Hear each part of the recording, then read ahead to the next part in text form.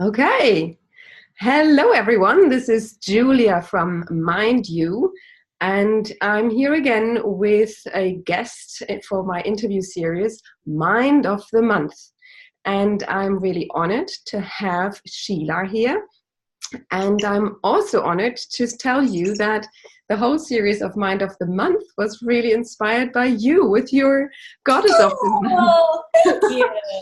And so I'm excited, and thank you for having that inspiring thought sent over to me with the interview you did with me as well. And so I'm happy to have you here. And let me just introduce you, Sheila. It's so good to have you. And so today we're going to talk about how to live worry-free. And guiding us into this idea is a woman who you see here to my side, a friend. We met through Time Talks. We're Time Talk sisters. And Sheila runs a business by passion, and she calls it the Grateful Goddess.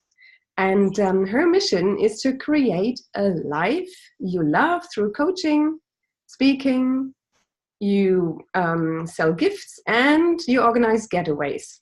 And you just recently done yours in Mexico, which sounds amazing. If you just take a look at her webpage, the pictures, oh, gorgeous and stunning. I'm sure these lovely people had a wonderful time. So your intention is to inspire and to live authentically, expressing your unique voice and talents and creating more vitality, strength, lightness, courage, prosperity, and joy in your life. That is a mission, Sheila. You are a woman of many talents. I know that you're into aqua yoga, my headstand sister, and you're linked with Team Northrop, which is the wonderful Dr. Christina Northrop, who is a leading authority in women's health and wellness, and has written many books like Dodging Energy Vampires. And her latest book, I believe, is Making Life Easy, which I enjoyed a lot. And so, you are linked in so many areas, and I'm fascinated by you and where you are involved in. I am honored to have you, Sheila. Thank you. Thank you. Well, we have a similarity in wanting people to live their happiest, most joyful life. And to me, in order to do that, it means having really optimal health, which is a huge piece of all of that. Also, having really strong social connections and love in your life. It is having the financial well-being to be able to live your purpose, and then by all means living your life purpose. Because I think if more people were doing what they were meant to do in this world, it would be a really happy world. And so I just love the fact that you are doing what you are authentically meant to do in this world. You know, with your hypnosis and the work that you do in coaching is what people need. And it's what lights you up at the same time. And that's what I think is really important. Oh, thank you. And you're obviously a coach, and you can see that in other people, what can be the path for them. So it's great. It's great speaking to you. And there is a lot of light on this day. And whenever we are meeting, there is a lot of light around us. And so today is a special day, which around the world is celebrated. It's Valentine's Day as we are recording this. So happy Valentine's Day, everyone who's in love. So tell me, Sheila, what does that mean to you? We were earlier talking. Valentine's Day has many meanings for many people. What right. we talk about? There was one element which intrigued me. You said, it really, I was kind of excited that we were doing this on Valentine's Day, because I believe that whether you're in a relationship or not, or whatever, this is a day about expressing love.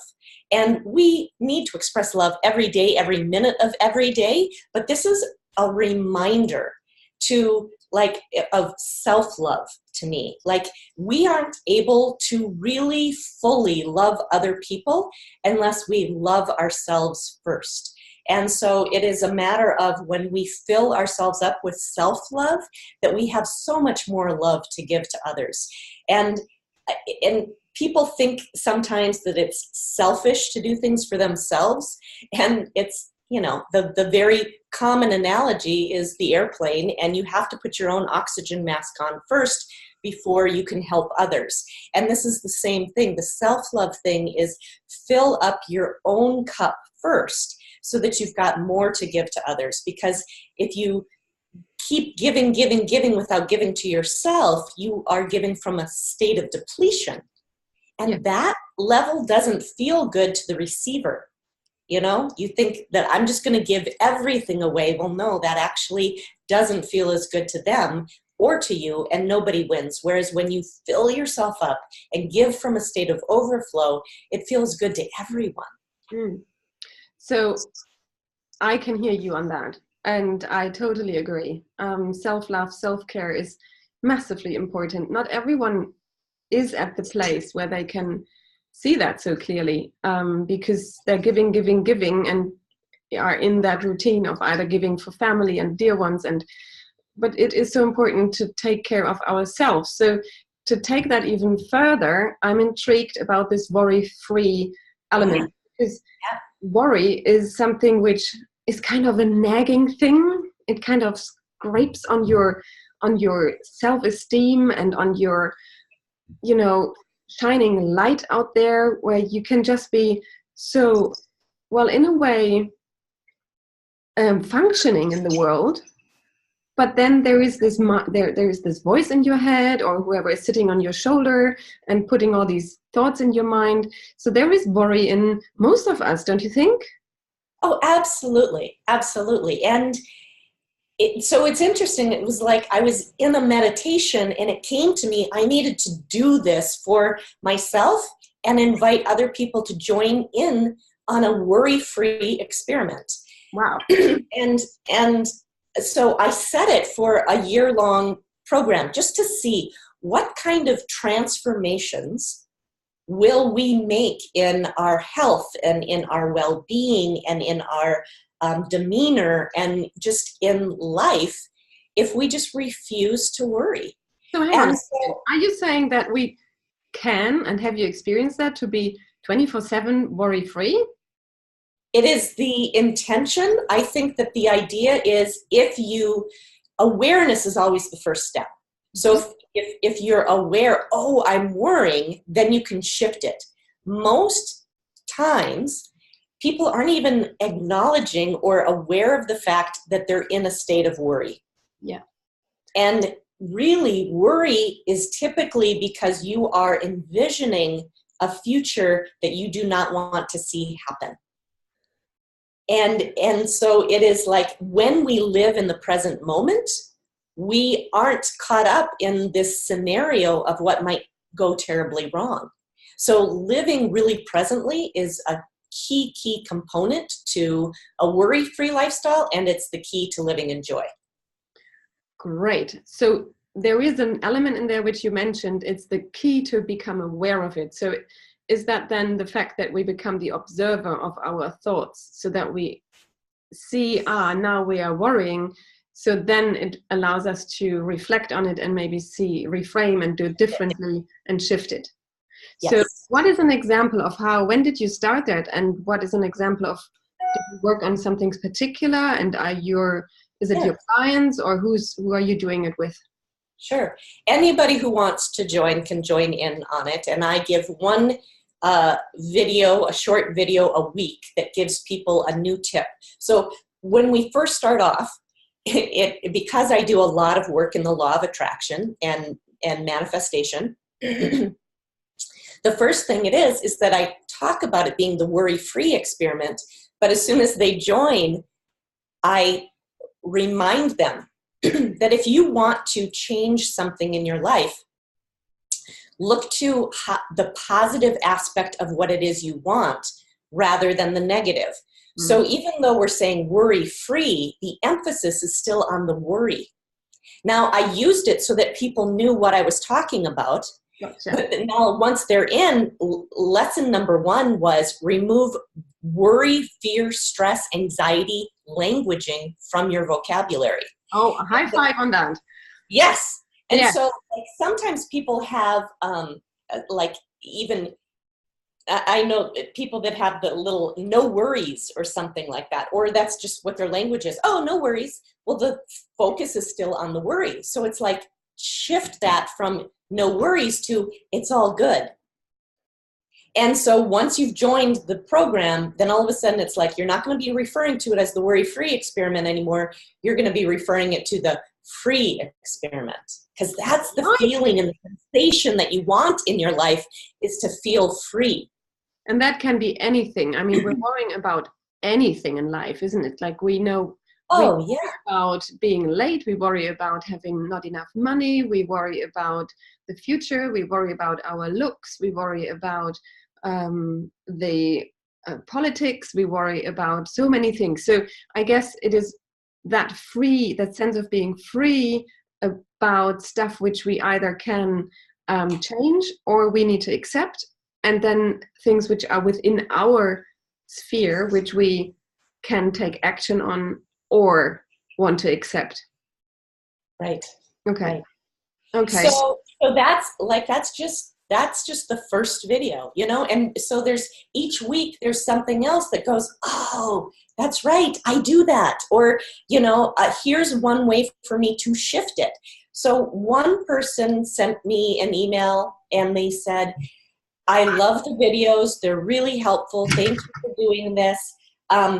Here's my issue. I have this worry habit that when my husband takes the kids somewhere, I think about all these awful things that happen to them. Like, I can't stop myself from thinking about it.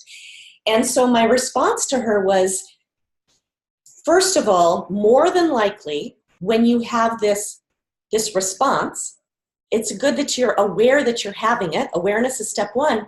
But now you probably, up until this point, have been beating yourself up for thinking that way. Like, what's wrong with me that I think such dark thoughts? You know, what is it about me? And I say, shift that so that you can give yourself more self-love and say, wow, I'm so proud of myself for catching that train of thought. And I'm so creative that my brain is able to come up with these elaborate stories. And that's the kind of brain and creativity that made Stephen King millions. You know, I mean, there's people that make a lot of money with really dark stories. So first off is like accepting yourself, loving yourself, seeing yourself as creative, not a problem. And now that I'm aware of it, I can shift it. If I can create a really dark story like that, I am just as creative to create a really beautiful story. So now I can shift it to, oh, my husband is out with the kids to the pet store, and I can just imagine them playing with the puppies and being so adorable that a TV scout sees them and wants to put them in a TV commercial. And now they are making residual income with TV ads and doing all this kind of stuff. Like, you have the ability. We are all extremely creative beings, and you can shift it when you're aware of it. So you celebrate the fact that you're aware that you have dark thoughts and that that's okay. Yeah, it takes discipline, doesn't it? It takes discipline to follow that, to change the thought patterns. So, and then there's one more piece to that I said to her. Yeah. I said, then you may also want to consider what you are consuming. Like, do you watch a lot of dark programming? Do you watch a lot of dark movies? Because that's fueling that kind of creativity. Yeah. And maybe you want to shift to a different type of programming or books or movies or whatever, so that you're filling yourself up with ideas of more positive outcomes. Oh, yes. Whatever goes in needs to be processed. And it's not only the food which comes in, which needs to be processed and digested, it's also the information and that people around us. And in another interview I did, which was in February, it's about the genes, and we can take control of that. Epigenetics is not like it's not foreign anymore, isn't it? It's well known, and it all plays into that, where we can take control of our gene expression and of what we do and what we put into ourselves and what we surround ourselves with. So I'm really intrigued in this experiment, Sheila. It's fascinating to think I just about. thought of another example if you want one that's more along the lines of manifestation. So this one woman, so another piece is that I have them sign a contract with themselves. I'm obligated not to worry. Like I'm not able to. It's just I'm not allowing myself to. Mm-hmm. And so this woman went to the dentist and found out she needed extensive, like there's something went wrong with her dental work and she needed extensive repair work. And she's sitting in the chair hearing this, and her mind starts to go down the path of, oh my gosh, I don't know how in the world I'm going to pay for this. And then she remembered that she was a part of this experiment. And she said, oh, but that's right. I can't worry about it. I contractually obligated not to worry about it. Amazing. And so she just shifted right in the moment in the chair. And all of a sudden the dentist turned to his assistant and said, and this will be at no charge. Wow. Wow. And she's like, whoa, wow, what a beautiful manifestation. I love that. You know, what's possible is, but, you know, because our thoughts become things, yeah, we need to be super mindful of what our thoughts are. Yeah, I think it's a powerful approach. And so whoever's listening, you know, as we know, we're always reflecting things back to us. So by now, people who are listening to this and watching this have been thinking, what would be my worry? What's my thing which I'm running on? And if you are watching this and you're thinking, I want to break free of that. I want to just be free of that worry. I can just encourage you to link up with Sheila's group. We will post that underneath in the comment section, and you'll find it, and we'll also post your webpage and everything, so you definitely can find a way how to connect. And so is there, other than joining you as a last wrap up, Sheila, something, so joining your program, is there anything you can give out as an action plan, like a point of action? Yeah, you know, this experiment is an experiment. So, and it's free. So I would say this is the action step. The action step is to join this worry-free experiment. See, you can unsubscribe at any time if it's not resonating with you. But I think you're going to be really happy and surprised at just the big ahas that you have throughout the process. Because you say it's like, what's the one thing you worry about? I would probably guess that it isn't one thing.